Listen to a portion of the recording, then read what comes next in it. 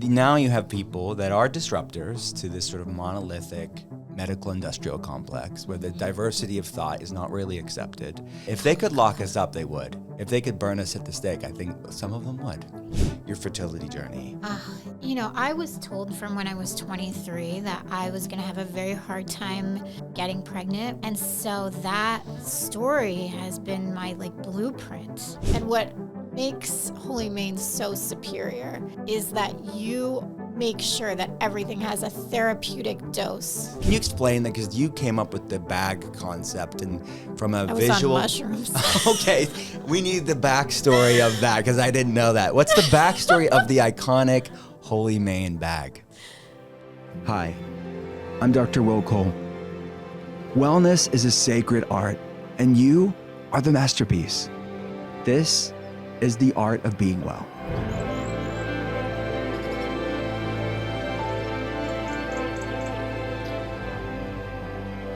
Jena Covello, welcome. What the heck? This is long overdue. Shame on me. I've been trying to get you on for way too long. I know. I was just never in the same city as you. You know, I have a fear of flying, even though I fly everywhere. You're hard to pin down, but we got you. I'm so happy to be here. You drove all the way up in Miami traffic for me. Thank you. Thanks for having me. How are you? I'm doing well. We're just catching up in front of millions of people, but... Yeah. You do travel. I mean, you're a jet setter. I mean, I didn't realize you had a fear of flying, even though you around the world. It's so bad. It's getting worse. But on the way here, I put on Deepak Chopra, and I'm I'm gonna have a great flight, and I refuse to get nervous. So I was actually good on the way here yesterday. Oh, good. Okay. So what is it about? Do you just get in your head about the flying and? Ever since I first went to LA in 1998, I have this fear, and I think it's a fear of heights, a fear of I don't know, I don't like being up so high. It's a fear of crashing. How do I get over this? Actually, I need to ask you. What do I do? We'll have to work on some maybe somatic practice, some vagal nerve toning. Have you ever tried transcutaneous vagal nerve stimulation? No. I'll get you a device that can go in your ear, your neck. And it stimulates these branches of the vagus nerve, that resting, digesting state. And I've seen people that have anxiety, even myself, I'm prone to anxiety too. It is a game changer. It's obviously shouldn't be the only tool within the toolbox, but it is a nice passive tool. You can even wear it before the flight and during the flight. Oh, wow. Oh, my God. I feel like you're just so far ahead and you know all the tips and tricks. And I can't wait to get into everything. I feel like we have so much to talk about. We have a lot to unpack for sure. So let's go back. I mean, when did we first meet? Maybe just set the stage for everybody. I think for the context of that. Okay, so it was 2016, 2016 or 2017, and you were carrying Agent in your shop. Oh yeah. And I was I want to work with Will. Maybe he can help me with my diet. My estradiol level was a 1065. What's a normal level? In the 100 range, right? It was 10 times too high. Right. And no one could get it. It was 17 years of not one naturopath being able to figure out how to cut my estrogen dominance. And I had so much pain at that time when I met you. That was the highlight of the worst pain in my life from the endometriosis, the adenomyosis. I had done ayahuasca a couple years before. I think that woke up a lot of pain that needed to be healed. But the pain definitely intensified for 5 or 6 years after doing that ayahuasca continuously. And you were the first person to tell me to cut the phytoestrogens out of my diet because all of these other doctors were loading me up on tempeh, which is fermented soy, cruciferous vegetables.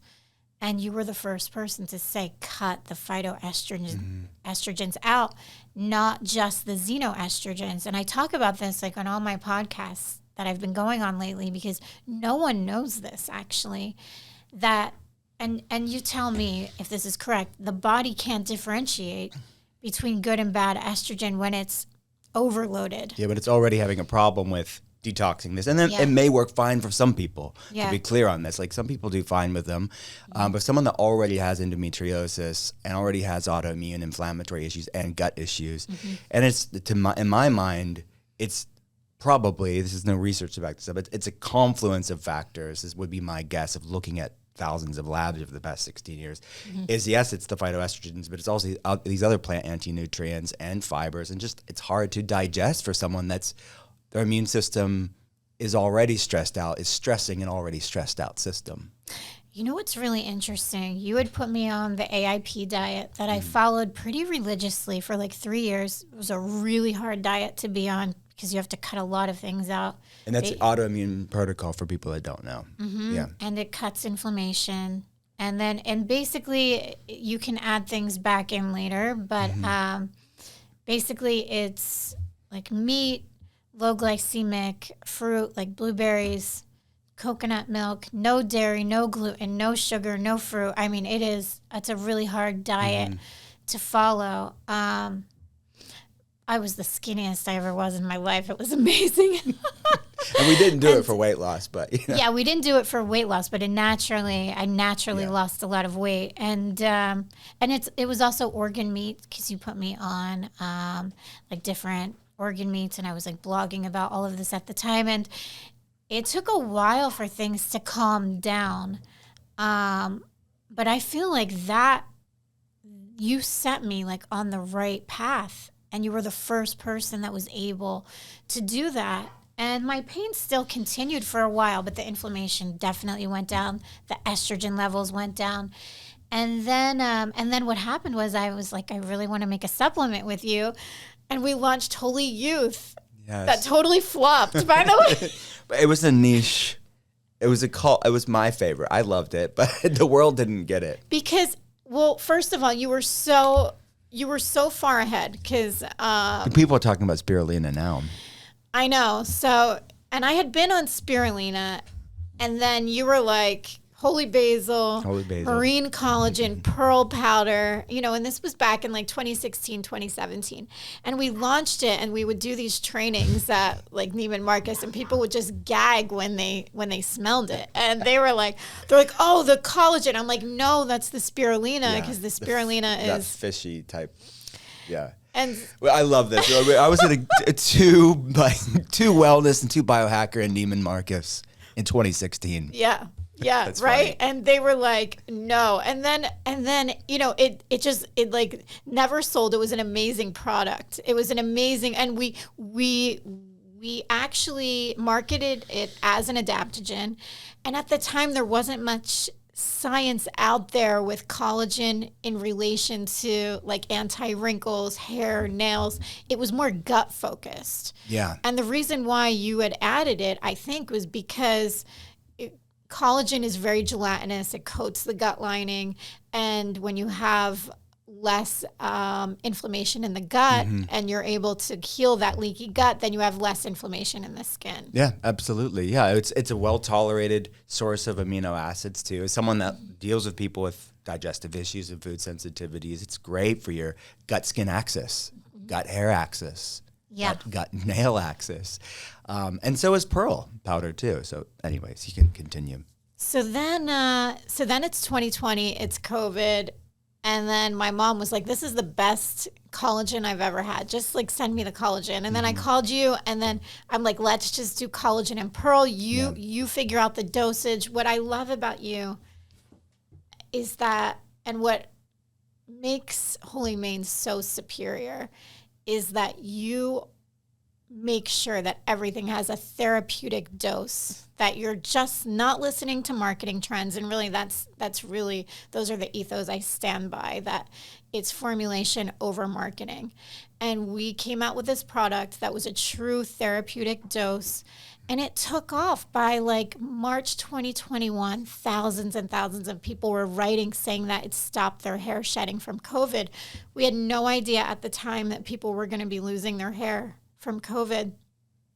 And look at it now. It's the best-selling luxury marine collagen, like literally in the world, right? And wow, what a beautiful thing that God did through you. I mean, you had a vision of it all, and just even having me a part of that whole process, I was so thankful for it. And Oh my I God, never I'm got so to create something like that with somebody. Well, you're the one who introduced me to those ingredients. And what we've discovered too is the pearl powder, it makes your skin really nice and glowing. It makes your hair shiny, but you can actually go longer between hair washes. It does something where it makes your hair shiny, but it takes like the greasiness away, which is kind of amazing. I don't know why it does that. Well, yeah, it's modulating so many different things. I mean, when you start to support the gut-skin axis, it's amazing what the body can do when you give it some cofactors and precursors, if you will, these amino acids and micronutrients in the pearl. That synergistic effect of both are just really good. And yeah, and they can have spirulina and holy basil separately if they want to, but it's not needed when you have a great product. And then we came out with Holy Radiance. Yeah. I mean, which is I love the combo of the two. Which, by the way, is like starting to take off right now, by the way. Amazing. So explain the story behind that. Well, first, because you've been taking MSM for years. So first, Holy Mane, by the way, it's like one of the top selling supplements at Erewhon now for 3.5, 4 years. I mean, for anybody that's ever been to Erewhon, if you live in LA or Southern California, or if you go there, if you're into wellness and you've ever stopped there, it's in all the smoothies. I mean, everybody asks for it. It's this. Can you explain that? Because you came up with the bag concept and from a visual. I was on mushrooms. Okay, we need the backstory of that because I didn't know that. What's the backstory of the iconic Holy Mane bag? I actually it was 2019. I came to Miami for Art Basel. So it was literally like 6 years ago right now. I had just gotten canceled like really bad for something that I and I took some chocolate mushrooms and like it was really weird. I started seeing all of these like logos like in the sky. Like I started seeing like this Versace Greek key, and then I saw like the Agent Nateur logo, and God just said like Jena, like your brand is here. There's nothing to worry about. It was like the most beautiful like night. And then I took a bath, and my bath turned into mother of pearl. And my bottle, I had my body oil bottle, and it started turning into like this glistening blue, like mother of pearl, like finish. And I'm like, I need to make something like this. Have you ever told that story before? That's amazing. I may have said it to Lauren the other day. I can't remember, but funny. I haven't told. No, Lauren at Skin Confidential, Dear Media. That's funny. That is I mean, no better story. It's had to be that way. Right. So that it came to you, this bag. How would you, for people that haven't seen it, how would you describe it, the bag?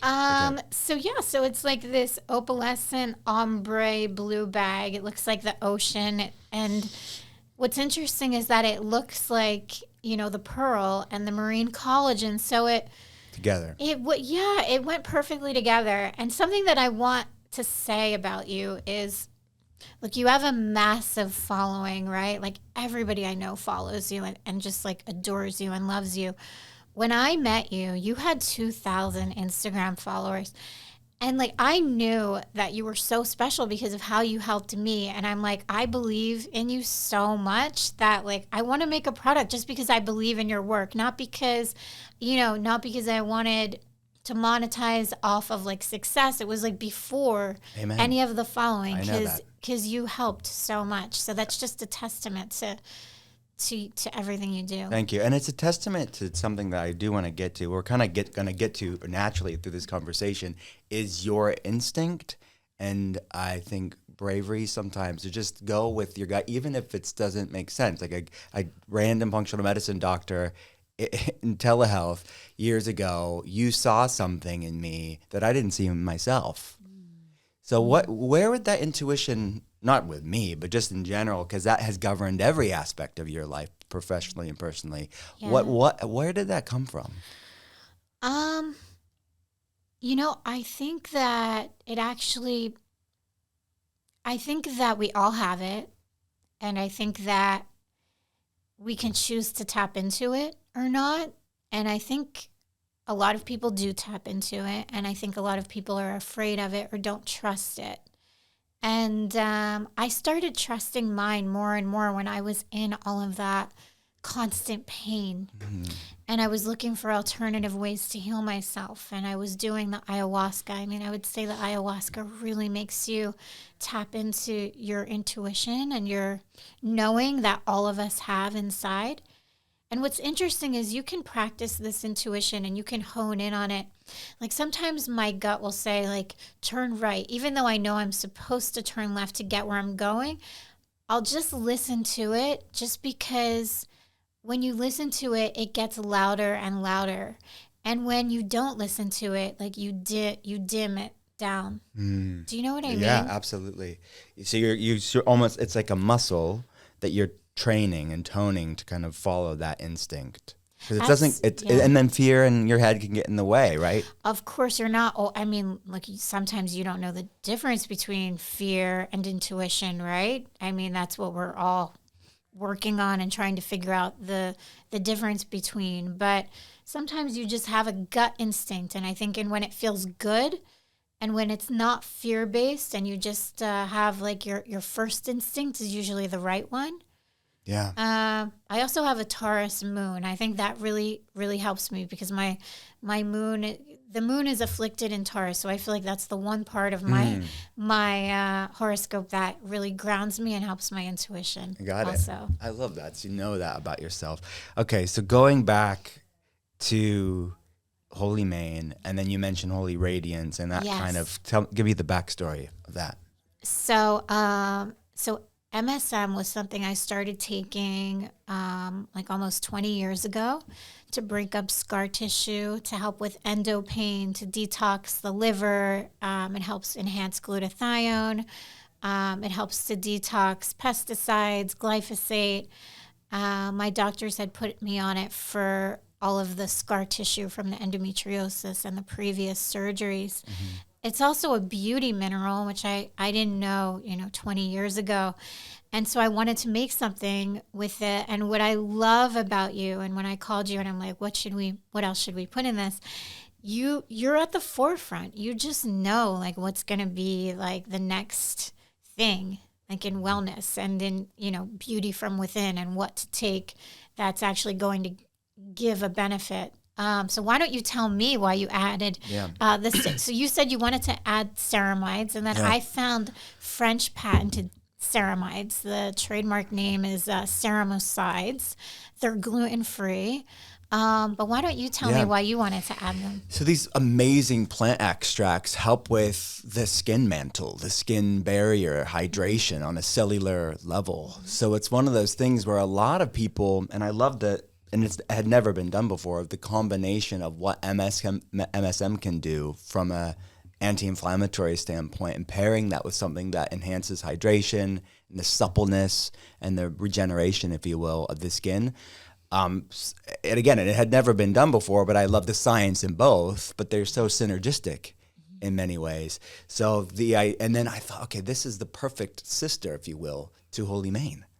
Because when you combine it, you get these four combination, this entourage effect of the marine collagen, the pearl powder, which has been used in traditional Chinese medicine for thousands of years for its mineral content, plus the MSM, plus the phytoceramides. It is magic when people are consistent with it. So what's really interesting is, one, the feedback we get is that it helps with acne scars. Yeah. Two, like, everybody I know that's like 50 and older messages me. They're like, I can work out. I have zero joint pain. Like my mom has to take that supplement every single day. She's like, this helps my joints so much. But also our collagen supplier had come out with a study that showed that when you combine MSM with marine collagen and you take it daily, that it actually enhances the effects of collagen, which is incredible because I was seeing that with my boyfriend, that when he combined the MSM with the collagen, that there was less hair shedding. Mm-hmm. And we tested it for like 3 or 4 months. And I'm like, there is definitely a difference when you take the MSM with the Holi Main. Yeah, well, it's working on methylation. It's working on anti-inflammatory pathways. Yeah, it's doing a lot of amazing things. So I'm so happy they're out in the world. I mean, it's really cool. Me too. They're incredible. And yeah, I feel like Radiance is like, because we've been talking about Radiance so much this past year, but people are really getting on the bandwagon. And MSM is bitter, right? So people need, a lot of instruction on how to take it, because it's not tasteless. It has this bitterness to it because it is sulfur. But if you take it with a full glass of water with lemon, a fruit smoothie, or a juice, you don't taste it at all. If you take it with 6 to 8 ounces of a drink, then you're not going to taste it. Great tip. So, and then you can mix it. You don't have to have it with Holy Mane, but you can. Yeah, like the same day. Yeah. So, yeah, exactly. At least in the same day. And any other pro tips you have? Like, what's your ritual with Holy Mane and Holy Radiance? Oh my gosh. So Holy Mane makes everything just taste better. At this point, I like to eat it, and it's heat stabilized, so you can actually bake with it. You can put it in hot beverages. With MSM and the ceramides, you want to stick to room temperature or cold. So in the morning, if I have matcha, or if I have like a decaf latte, or if I have a fruit smoothie, I do watermelon, frozen, oh my God, why am I forgetting the name? What is passion fruit? Oh, yeah. I do frozen passion fruit. You know that brand that's like in Air One and Whole Foods? It comes in the frozen section. Yeah, I'm sure I've seen it. Yeah. They're like little cubes. Yes. You take the passion fruit, fresh watermelon, Holy Mane, Holy Radiance, you can put in this also, and mint, and blend that together. It's like out of this world incredible. If I'm not going to do that, then I'll have Holy Radiance every morning in sparkling water with lemon, or a full glass of water with lemon.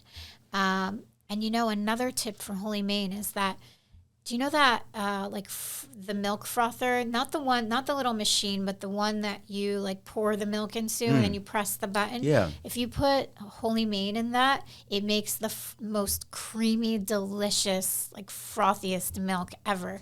And then you can just like put that on top of like your matcha or your coffee, and it's incredible. It's so cool. So as we kind of been hinting at, it kind of had it's been in the zeitgeist for anybody interested in wellness. The amount of people that I say when they see my name on the bag, which also is, you didn't have to do that, but you very kindly put my name on it. When they see it, they're like, wait, what? Like, there's two people that they love. They love Agent Nateur and all you stand for, and then they know me. It's a cool thing, but it's like a pop cultural like phenomenon. I mean, who was it? Like all these celebrities and people that are outside of my world, but people send me like Kylie Jenner put it in her. Can you talk about that? I know. I didn't know that Kylie was a fan of it. Someone sent me the TikTok. Yeah, she like did a shopping haul at Air One. She did a shopping haul at Air One. And then this comedian, Esther, she was kind of the first one on TikTok. She did this TikTok that went completely viral that said, what hot girls buy from Air One. I did see that. And people, like, it exploded after Esther. So we got to give a shout out to Esther. Shout out to Esther. That. Yeah. Yeah, Elle McPherson, who's a dear friend, she loves it. And I feel like I think everyone like has it like, on their shelf at home. Yeah. I think everyone is using Holy Mane because nothing compares. And let's get into the quality of the collagen. And Agent Nateur has always stood for this, because you stand for this in all of your products, is that the sourcing has to be unparalleled. Like, I don't know anybody that scours the planet to find the best of the best. Yeah. Because, aesthetically, like, I like nice things, right? And I want things to work. I'm not going to put out a product that isn't efficacious. And I think that is why there's such an incredible synergy between the two of us. Because you said, in order to get this to work, we need a therapeutic dose, and it needs to be like a bigger scoop. And I think that was the issue with Holy Youth, that we wanted to make it therapeutic, and it was a large dose That's what it was. And we couldn't put it in capsules because they would have to take like 8 or 9 capsules, because you're all about that therapeutic dose, which is incredible. Again, and I was thinking again, just from a therapeutic standpoint, not a fact that, in Neiman Marcus, in these sort of fashion settings, that doesn't always work. They don't really care about that. You have to make it both and, not either or. Yeah. And, Well, what had happened was all of these people said, why does this work? Because my other collagen powders don't work. And I said, I'm not sure. I know that this is the most expensive marine collagen that I can find, but let's figure out why these other collagen powders don't work. And so we went back to our supplier, and he third-party tested these other collagens, and he found out that they were processing the collagen. They were adding synthetic starches, gums, and oils that you do not have to list on the packaging, because as long as it is under a certain percentage, you don't have to list it, which is crazy, right? And you taught me this. I did not know this dirty secret in the collagen world. Yeah, and so they do that to blow up the granule, so the granule appears bigger. That's why if you take Holi Mane, it's very sticky, it's very dense, it takes a little bit longer to dissolve, which some people really like because it's so creamy, and other people are like, it takes me too long to dissolve this. But that's a testament to the quality, because when you take another collagen that's been processed, it's very easy to dissolve. So you can take a bag of Holi Mane, you can process it, and you would get like 3 or 4 bags from that. And so that's really the reason why it works, because you're getting that efficacious dose of the collagen, and it's sticky and dense. Yeah, which is what we want from a collagenic standpoint. That's why it's so collagen rich. Yeah. What makes it so collagen rich. Yeah. And you see the effect. It's not just collagen. It's actually, you get that therapeutic effect. You know what I want to talk about? Yeah. You always had me like on a carnivore diet. There was a time in my 20s that I had cut like steak out of my diet, but I would always have some lamb, and I would always have turkey and chicken. And then the last couple years I started doing more Weston price, not full on Weston price, because it can be a little bit heavy on my liver. But since I've cut out a lot of vegetables, I don't have the stomach aches anymore that I had for so long. Yeah. And why do you think that is? Well, I think especially everybody's different, right? There's a bio-individuality to this topic, but it's when many people have autoimmune issues, more and more people have autoimmune issues. And in our community, and certainly someone that's been on the journey like you have, you've worked a lot to manage your symptoms, to keep things down, to have resilience, and you've kept things really in a good place. And ups and downs, healing is nonlinear, certainly. Yeah.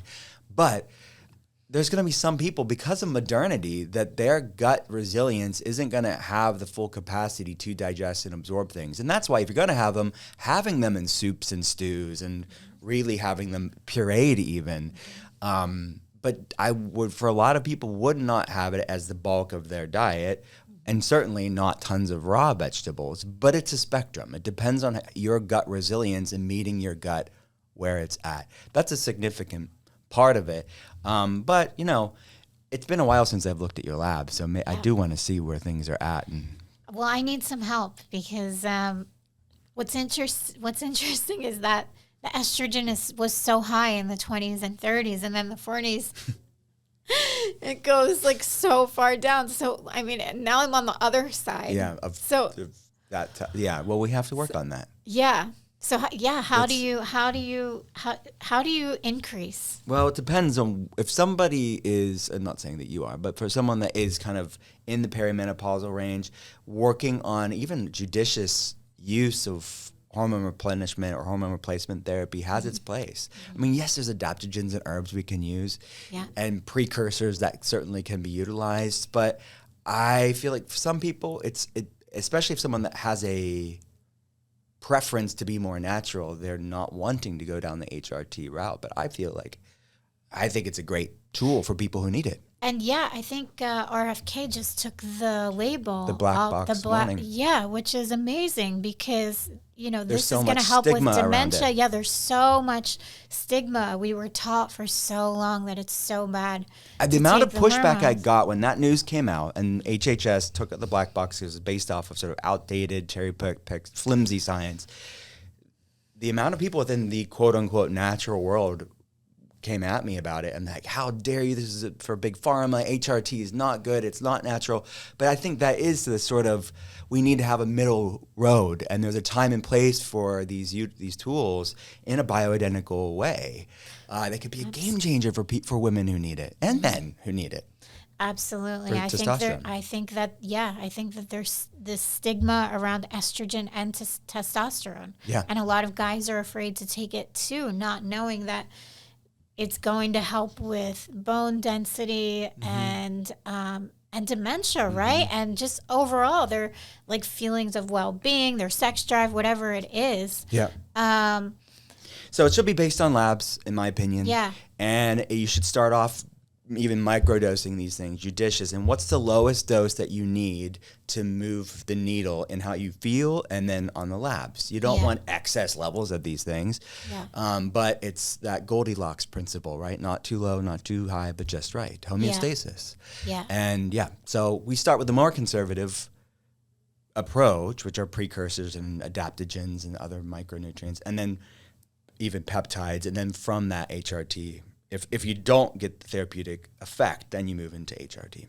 I feel like I've had a lot of women who have followed me the last decade, who have transitioned from being, 30 to 40 years old. So when I asked them what they wanted to talk about, a lot of them wanted to talk about perimenopause, not sleeping.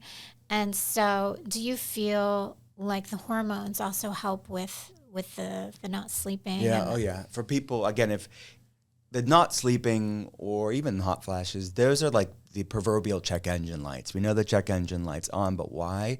So that's where health history and labs will really illuminate what's underneath that proverbial hood that causes that. So if it is estrogen, progesterone, testosterone imbalances, then what are the more conservative approaches? Maybe it's herbs, maybe it's adaptogens, botanicals, maybe it's peptides, maybe it's supporting gut health. Maybe it's all that stuff, both and the and can be low amounts of bioidentical HRT. Yeah. So it can be, and it's not a failure, right? For people who need it and that want to be more natural, you're not abandoning your principles. And I think people need to, that's the stigma that we've had because of that black box warning and kind of old science. I saw you posted on stories. What are the other things that people wanted to know? What did the people want to know, Jena? Oh, they wanted to talk about fertility, but for a second, I just want to go back to what you said. I think it's so important for us to be able to change our opinions when we're given new information, right? It's not. It's human. And it's okay. It's like Maya Angelou said, when you know better, you do better. At least we should. Exactly. Yeah. And so just keeping your mind open. And I think when you get defensive, that's when you know that you have to say, wait, maybe there's a message here for me, right? I feel like we've learned that in Kabbalah. Like, what is this triggering inside of me? Maybe I need to listen to this. If it's bothering me, there might be some truth to it. Yeah. Right? Absolutely. And so they wanted to talk about fertility. They wanted to talk about arthritis pain, which I told them you have to take the Holi Radiance. Yeah. Mm-hmm. Yeah, for sure. So you haven't talked much about it publicly. Yeah. So whatever you're comfortable with sharing, this is a sensitive topic for anybody going through it. But your fertility journey. Yes. What's been going on? Yeah. So, I was told from when I was 23 that I was going to have a very hard time getting pregnant when I had my first big laparotomy for endometriosis. And so that story has been my blueprint, right? And I feel like I can manifest and I can, make all these things happen in my business, but I have this negative thought in my mind that pregnancy is hard, this isn't for me, it's not going to happen for me, the endometriosis has ruined everything. So it's been really challenging for us to get over those thoughts, right? Because you have to totally reprogram that. And I think that happens to each of us in one area of our life, right? Where some things can come really easy and other things we have this negative programming. And so I went through a round of IVF, which I really regret because I think if I had done other things at the time, I would have a better chance naturally, but it's really messed up my body. I've been off of it for a year. I've developed eczema on my elbows that I've never had in my life. on certain parts of my body. I actually have it like under both eyes right now. So I've never had these like weird conditions. It put me, and I know Kourtney Kardashian talked about this too, and they kind of like ripped her in the media. They're like, it doesn't cause menopause. It doesn't cause menopause, but it causes menopausal symptoms. So I started getting really bad hot flashes. I lost my cycle. And then I see this practitioner in LA. I don't know if you know him, but you should meet him. He's a chiropractor. His name is Dr. Monks. He's an amazing guy. He works on your sacrum. So he puts your sacrum back into place. And he says when that sacrum is not in place, your sex drive is not normal, that your hormones are not balanced. And he was the one who was like, you need to follow this like really strict diet, which definitely is too much of a Western price sort of protocol for me, because my liver like definitely doesn't like to have a ton of meat. But basically it's like eggs, caviar, salmon roe, and a lot of protein, right? So it's like a fertility-centric, nutrient-dense way of eating. Yes. And so he got my period back in like a month, but I started to get really bad headaches, I think, from having so much of the meat. And so I'm trying to like find this balance, because also when you're eating that much protein, you gain weight, and I don't want to like keep this extra weight on. We need to work together again, because I need some help. Yeah, for context, it's been some years before we've worked together, and we've kept in touch, obviously, because of Holi and Radiance. But on a clinical patient level, I'd love to touch base with you on that front. Yeah, we should do it, and then I'll come back on the podcast and talk about all my results. It's been years since I've seen Jena Covello's labs, and I feel like where I'm at in life. So basically I feel like I'm recovering from that IVF. So we'll see what happens. But I will say this: if you're having those perimenopausal symptoms and your cortisol is super high, because basically I'm low glycemic too. So it's like I'm not eating enough, or I wasn't eating enough protein. But when I started eating more protein, I do sleep better if I follow this strict protocol, which I think like the only sugar is like a bit of banana that I was having. Yeah. So what do you think? Hot take on it. Obviously, not seeing your case in a while and seeing labs in the context. So there's limitations to what I'm about to say. But I would say one consideration: start off low and slow. I'm not saying go hog wild all overnight. There's a time and place for lower carb approaches, certainly, right? Yeah. We use them clinically, but from a detoxification standpoint, and from an antioxidant polyphenol standpoint, and a fiber standpoint, to clear things out, bringing in fruits and even cooking them down if it's hard to digest, and almost like a compote, like an inside of a pie without the pie crust, for female hormones specifically. And you're saying like so much meat is maybe too heavy. Yeah. It's not that we have to overcorrect and cut it out entirely, obviously, but like finding a middle ground. And that's sort of the science and art of this, of like finding that carb sweet spot. And for a time, I think a lower carb approach can be a wonderful therapeutic approach to kind of kickstart stuff, get ample amounts of nutrient density, even the benefits of ketosis as far as that being an anti-inflammatory tool. Love it. But long term, finding either a cyclical approach around a menstrual cycle and doing like carb cycling around a menstrual cycle, even weekly for some women, or every day, just moderating the carbs. But the fruits are easier to digest than the vegetables, back to that earlier point of like, maybe it's more of these yummy fruits. Okay, so we're gonna work together again, and then Andrea's gonna crack the whip to make sure. So Andrea cracks the whip, guys. So they know Andrea from the podcast. Listen to the Ask Me Anything episode. So she's my clinic manager. But yeah. So basically, she follows. So Will puts you on the diet and gives you the diet plan, and then Andrea checks in with you every week, and you have to keep a food journal and she will crack the whip. She's like, are you going to take this serious or not? And I'm like, wow. And I'm like, you know what? I'm going to take it serious now. You like that tough love a little bit. I need the tough love. I do. You're absolutely right. I remember you appreciated her militant. She's militant. I need militant. She's gotten a little bit looser in her older age, but she's still. We crack up. We talk about it on the podcast because Andrea and Emily are both kind of the bad cops, and I'm kind of the good cops. Yes. But they've mellowed out a little bit, so we balance each other out. Yeah, but I need the militant. I need somebody to crack the whip and be like, I need some Andrea right now. She's gonna love that. Go back. Yeah, Andrea needs to listen to this episode. Okay, so kind of a good segue to, you mentioned the black box warning, HHS, you mentioned Secretary Kennedy. Can we get a little controversial? Yes, absolutely. You know, I love a little Gemini Actually, controversy. Maybe we should go back a little bit, because you said in 2020 you got canceled by something you said, and you were black. What happened? I didn't know. I don't know anything about it. Oh my God. It was something about like kids that I said, leave kids out of things. I'm just going to leave it right there. Okay. You know, I said, just like leave kids alone. And this person made like a 10-minute Instagram video. And it was like the height of cancel culture, and everyone was at home and was pissed off about everything, and we were.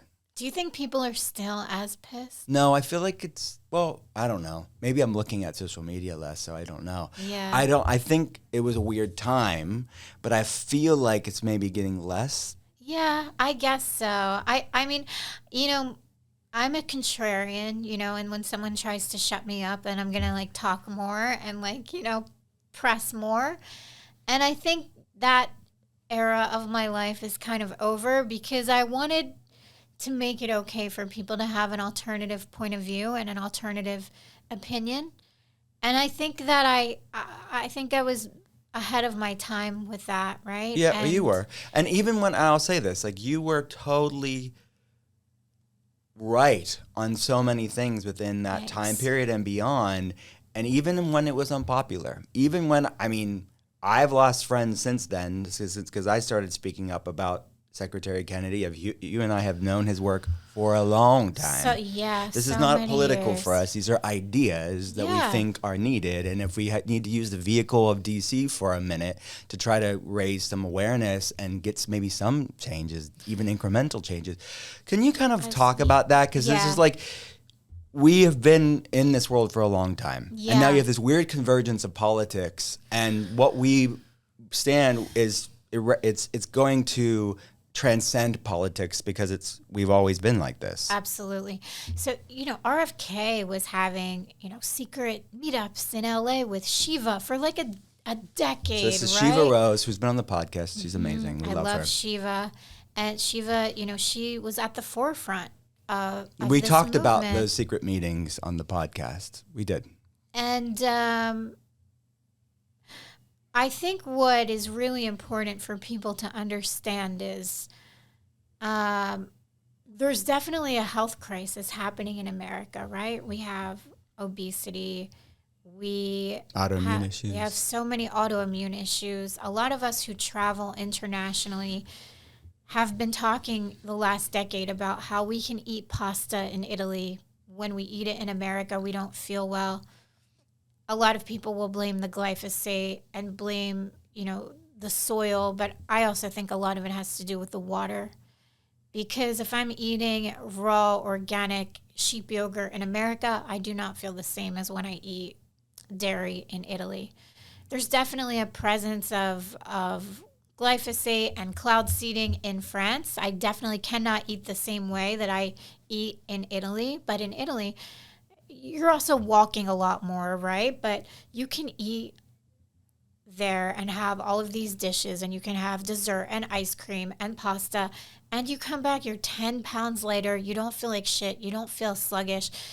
There's obviously something wrong, right? Mm-hmm. And I think for us to just ask questions and to say, like, the definition of insanity is doing the same thing over and over and over, which is what has been happening in America.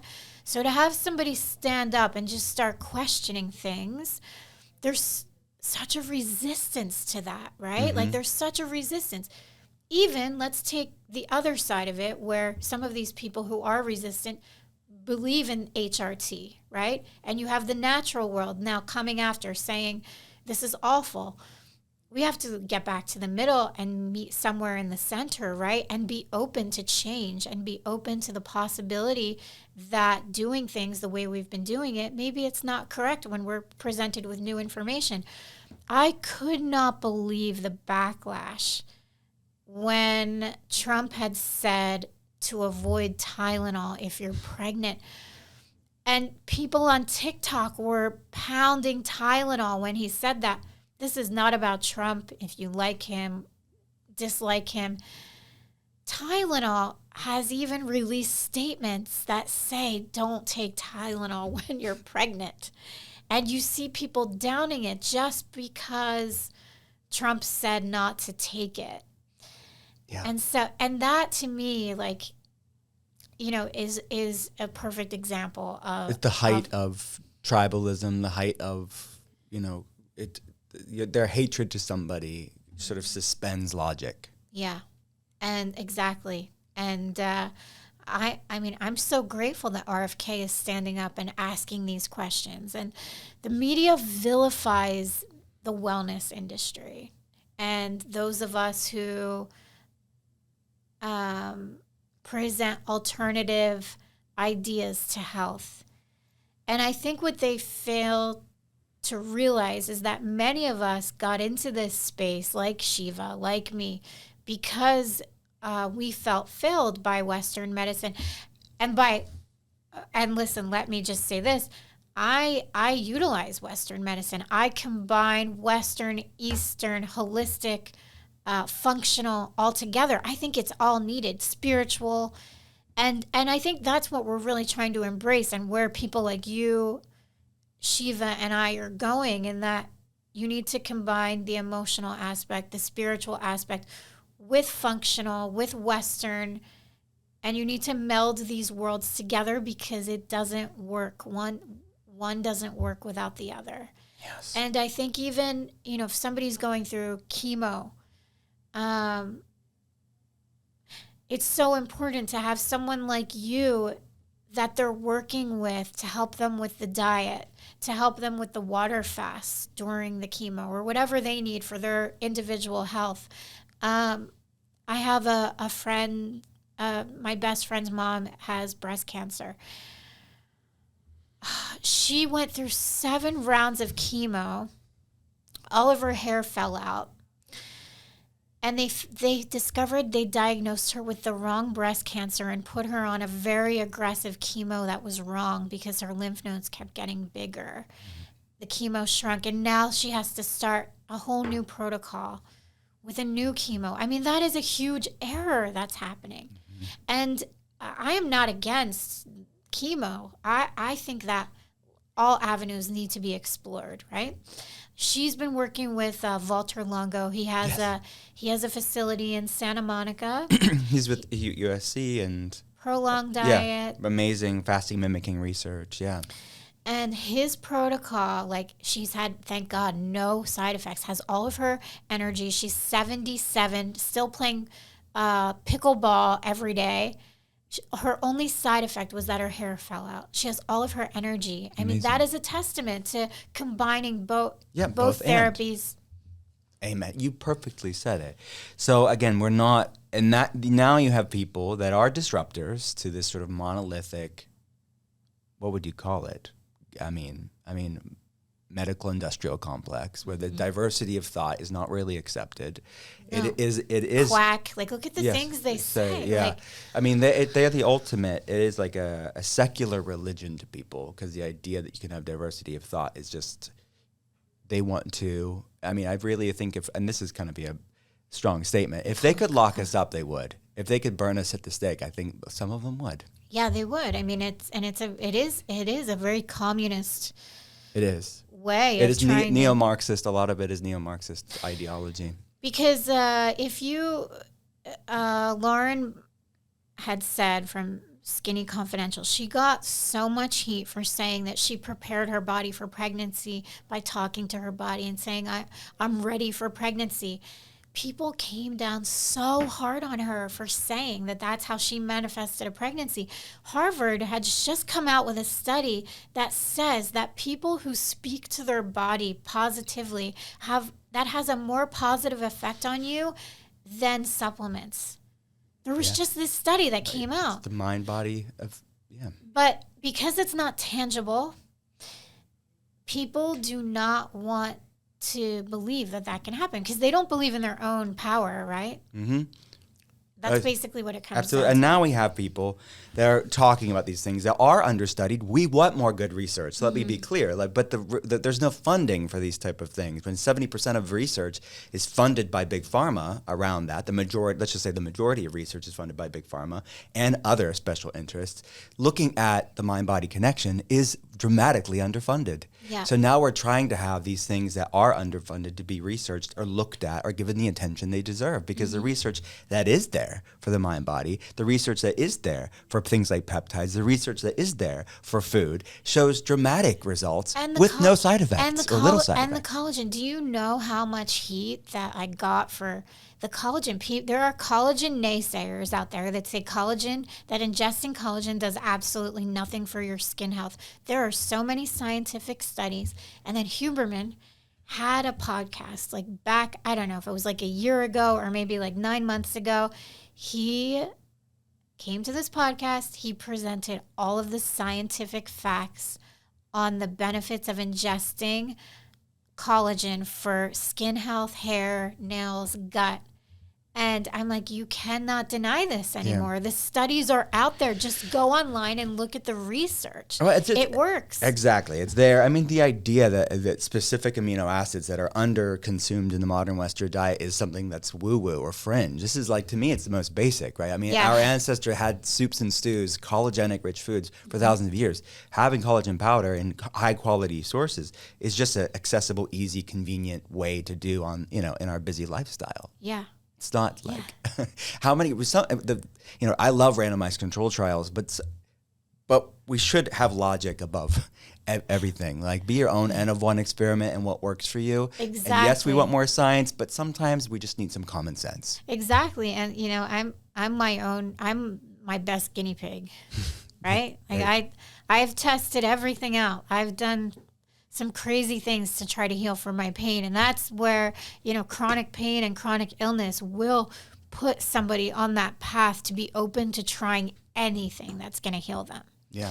But can you just be kind of, I guess, before we move on to your art of being well, the distinction, I guess, between what we believe, the hope that we have of at least some incremental change, knowing DC is very corrupt and broken, how we're not these tribal, super fans of everything that the White House is doing right now, because they're doing some things, in my opinion, that are contrary to making people healthy, with the EPA and these forever chemicals. I mean, what do you... I just saw Alex say something about the guy from the EPA. Yeah, Lee Zeldin. Yes.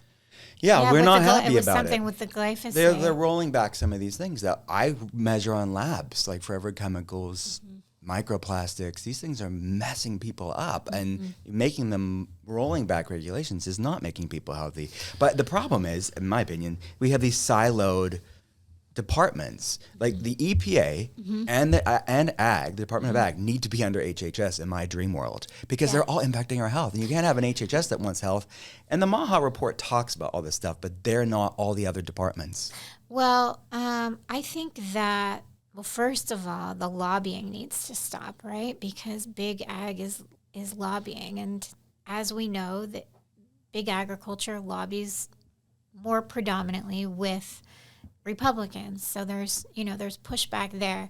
I think RFK is a godsend. And what's so great about him is he wanted to be in this position regardless of parties. For him, it wasn't about a party. Right. I mean, he has been pushing for the environment and has been a huge environmentalist for decades. And I think just because, of his vaccine stance, which I don't want to get into vaccines right now, but if you look at the schedule back from when we were children versus today, I mean, something is wrong with the amount of vaccines that they're giving. I mean, we don't give an animal that many vaccines.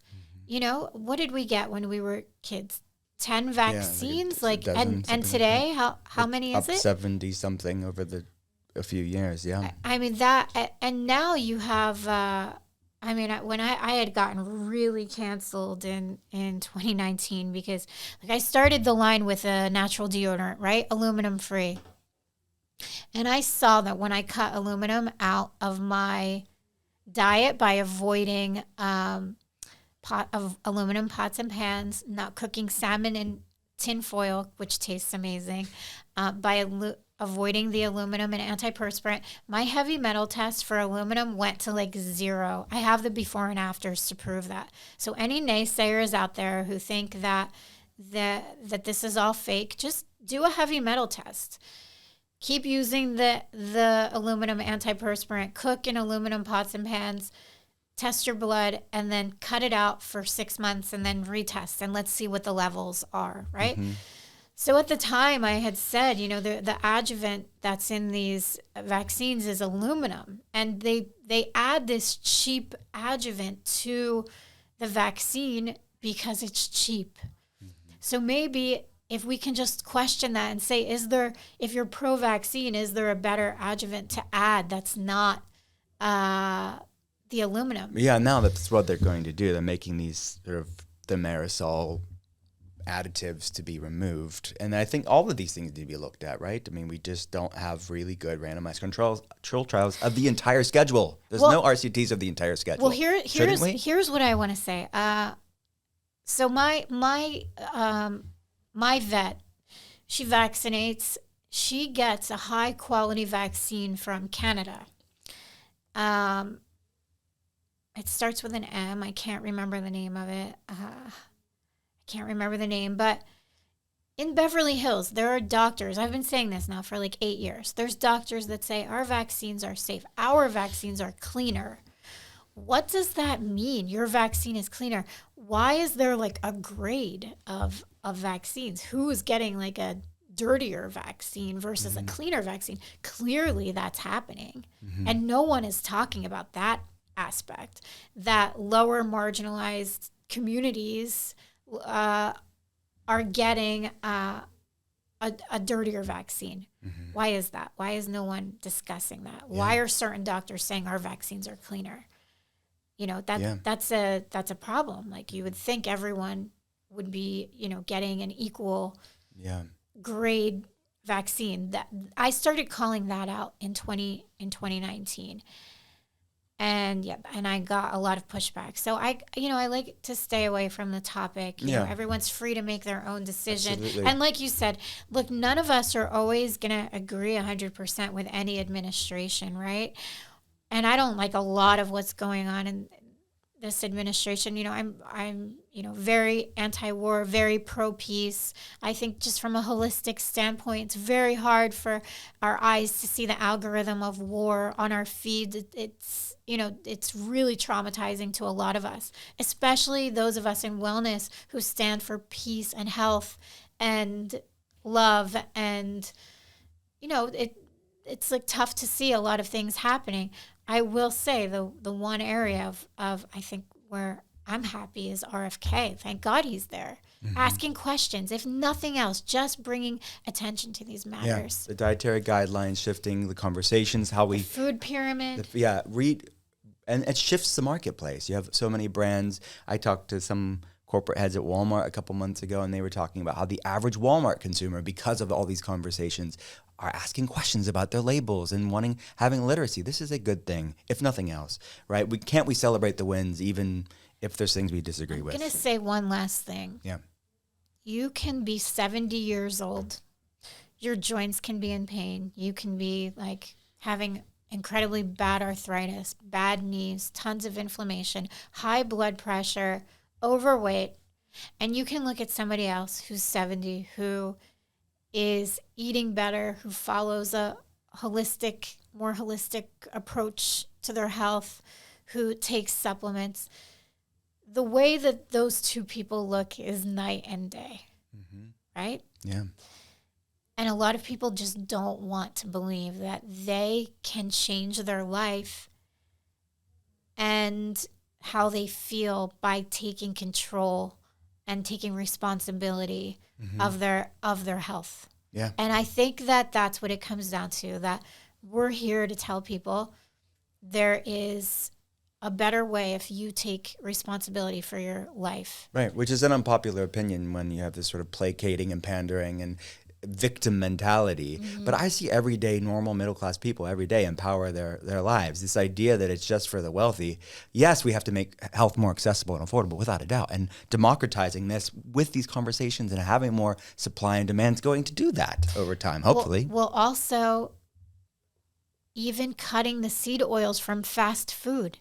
And just improving the processed foods to see slightly better is going to be a move in the right direction. Absolutely. I mean, when I go to In-N-Out, which I do on occasion, I feel like shit after. Why can't we make that a little bit healthier? Why not take out some of those additives? Yeah. What's wrong with questioning that? What's wrong with frying the French fries at McDonald's in better oil? Yeah. Those small changes can make a difference. For someone that is on life. a budget and maybe isn't a health aficionado, how can we set them up for better in the world, even incrementally? It's not going to be perfect, everybody. Yeah. My friend, the podcast is called The Art of Being Well. At the end, we have your Art of Being Well. What's the worst tasting healthy food that you eat? You do it for the health benefits, not for the taste. Well, you can appreciate it for its benefits, maybe. You can even appreciate the taste, but you're not doing it for the taste. Oh my gosh. So I ate some raw calf liver. I wanted to gag. How did you have it? Raw with salt on it. Just salt. Raw. Just salt. It was disgusting. But I really, now I really like it cooked. Yeah. And I have a place in Paris that I go where it's unbelievable. It's in this raspberry sauce. It's absolutely incredible. But now I actually like it. But eating these very nutrient dense foods, which you had taught me about too, which I always loved. My dad is like a French trained chef, a classically French trained chef, and he, I've been eating foie gras since I was 9 years old. But these foods are incredible for your liver and for your B vitamins, and you taught me about that too. And for anybody going through perimenopause, they do help to have these nutrient dense, ancestral foods. Just find a way you can be consistent with it. Can you tell me which food you eat that's... organ meats would come to mind. I don't love it, but I have it a lot in powdered form. Being honest, I have the stem cell protein that I have that has organ meats in it. I'll eat it, but I do the ancestral blend. That's 1/3 organ meats, 2/3 regular meat, and have a ground patty, like a burger patty or a meatloaf. That's how I get it, because I don't love straight up liver. I don't love bison. I don't love bison burgers. That tastes really bad to me too. So I would say definitely raw calf liver and bison burgers. Force of nature, it makes the ancestral blends. You can get any type of organ meat that blends it and sort of dilutes it, if you will, the organ meats. Do you take supplements? I'm assuming you do. What are two maybe lesser known supplements that people should know about? Human ultracell, which are sheep peptides. And it's a blend of NAD, sheep peptides. Have you heard of them? No. I'll show them to you. Resveratrol is in them, and it's a cycle. So you have cycle 1 for a week, cycle 2, cycle 3, and then you go back to cycle 1. Amazing. Those have been a game changer. I feel I've been doing NMN, NAD. I've been doing that almost a decade. So I feel like before NAD got really popular, I was doing that. I would say the other supplement, it's some herbs that this woman, Beth, has me on, and I don't even know the name of them. But tell me yours. Oh, man. What do I do? Lesser known, I take BPC 157, which most people know about, but I take it. I cycle on it. I don't have it all the time. I do ellagic acid, a compound that has ellagic acid in it, which helps with making urolithin, the postbiotic. There's some different, maybe lesser known ones, but I cycle on most of my things. And my core are methylated B complex, D3K2, magnesium. Oh, that's all for all of Yeah, mine core. too. And then I cycle through the rest. That's for me. That's like a maintenance phase. How many IUs of vitamin D do you do a day? 5,000. And I Okay. would test it, like for anybody out there, depending. I have a double homozygous VDR gene variant, which slows down my absorption. I think you may have the same, if I remember. But you just have to check. Some people need less, some people need more to get to that 60 to 80 on a lab. I want to say that you were the one who fixed my iron levels too, and that I don't know if you still do you still recommend Zymogen? Yeah, Zymogen's great. So the iron glycinate that you put me on, there's no constipation. It changed my blood work in 30 days. Yeah. Sometimes I take it with vitamin C because I am anemic. I've struggled with anemia like my whole Yeah, life. with the endo, makes sense. And also their vitamin D3 K2 Yeah, two great is combinations. great. You put me on that, and that fixed my vitamin D very quickly. And if they stick with the organ meats more, they maybe need less supplements. Food is first, everybody. I'll say this also about you, because I know there's a lot of functional doctors out there that promote a lot of different supplements. Like the grade of supplements that you put your patients on Thank you. is incredible. Like you see the change in the blood work. You Thank see you. the before and after. Thank you. Like I really wholeheartedly believe in everything Thanks, you're friend. doing and how many people you've helped. I'm so grateful to have this amazing partnership with you. Thank you so much. What is a book you've read that we should add to the book, The Art of Being Well book club? Instant Healing. It's by Susan Shumsky. And it is a book of affirmations. And what I like to do is I'm like, God, give me the message I need to hear. And I open to whatever page I open to. And it is literally always right on point of what I need to hear. It really helps my anxiety. And it just lists all of these affirmations. And it varies by each topic in the book. People love it. A lot of my followers on Instagram have gotten it, and they all use it, which is really nice. That's a great tip. Jena, tell people where to go, all the things you're doing. You have an amazing line, even the things we didn't get to. I just love it all. So tell people where to go. Thank you so much. You can find me at Jena Covello on Instagram, and you can find me online. The website is agentnateur.com. Thanks for coming on. Thank friend. you so much for having me. This was great. Thank you.